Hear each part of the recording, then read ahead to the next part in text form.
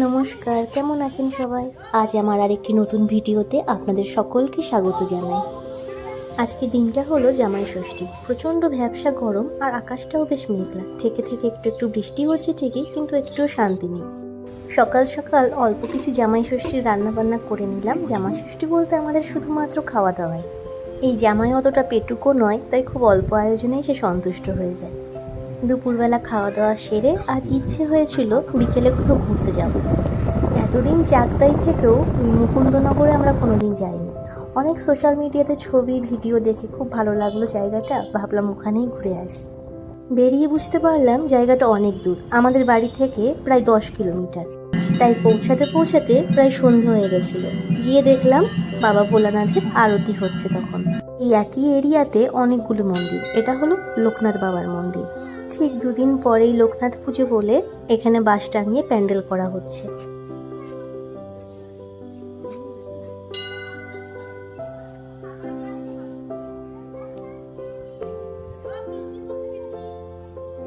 লোকনাথ মন্দিরটি একদমই নতুন আর সবচাইতে সুন্দরও লাগলো এটাই। দুদিক দিয়ে গোল করে সিঁড়ি উঠে গেছে ওপরে। চলে গেলাম লোকনাথ বাবার দর্শন করতে।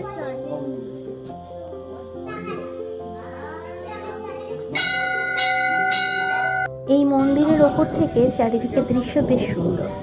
চারিদিকটা বেশ খোলামেলা, তাই গঙ্গার হাওয়া বেশ সুন্দর আসে এখানে। এই যে মন্দির থেকে দেখা যাচ্ছে গঙ্গা, আর এই মন্দিরের চারিদিকে অনেকটা জায়গা আছে যেখানে এখনো কনস্ট্রাকশনের কাজ চলছে।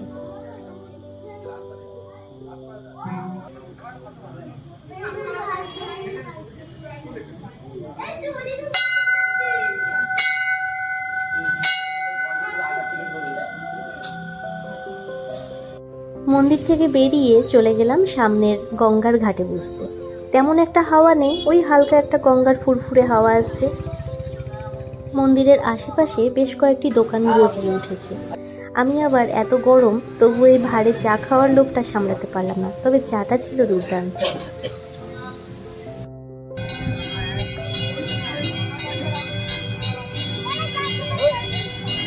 গঙ্গার পাড়ে এরকম বসার অনেক জায়গা করা হয়েছে, ওখানে বসে চা খাচ্ছিলাম। আর তখন লোকনাথ বাবার আরতি শুরু হয়েছিল। গঙ্গার বুকে এরকম তৈরি করা হয়েছে ওয়াটার প্ল্যান্ট। এগুলো খুব বেশি পুরনো নয়, এখানে জল পরিশোধন করা হয়। আর ঠিক এর পাশেই হলো শ্যামা মায়ের মূল মন্দির।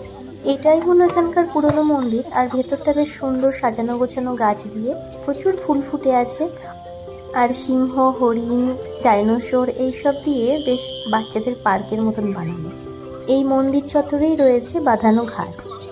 এই ঘাটেই সকলে পুজো দেয় এবং বাড়ির জন্য গঙ্গা জল নিয়ে যায়। চারিদিকটা এখন অন্ধকার হয়ে গেছে বলে খুব আফসোস হচ্ছিল। যদি আগের থেকে ঠিক করতাম, একটু দিনের বেলায় এলে এসব ভালো করে ঘুরে দেখতে পেতাম। মায়ের মন্দিরে পুজো দিয়ে সকলে এখানে মনস্কামনা জানিয়ে সুতো বেঁধে যায়।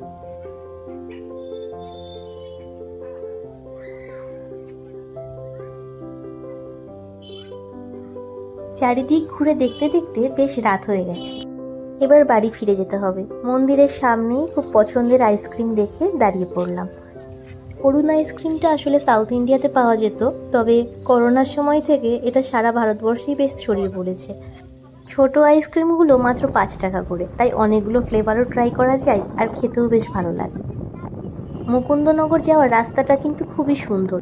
কোনো স্ট্রিট লাইট নেই, তাই দিনের আলোয় আর রাতের অন্ধকারে দুটোই খুব ভালো উপভোগ করলাম। আজকের ভিডিওটা এখানেই শেষ করলাম। আপনাদের কেমন লাগলো অবশ্যই জানাবেন। সবাই ভালো থাকবেন, আর ভিডিও ভালো লাগলে লাইক কমেন্ট করে দেবেন।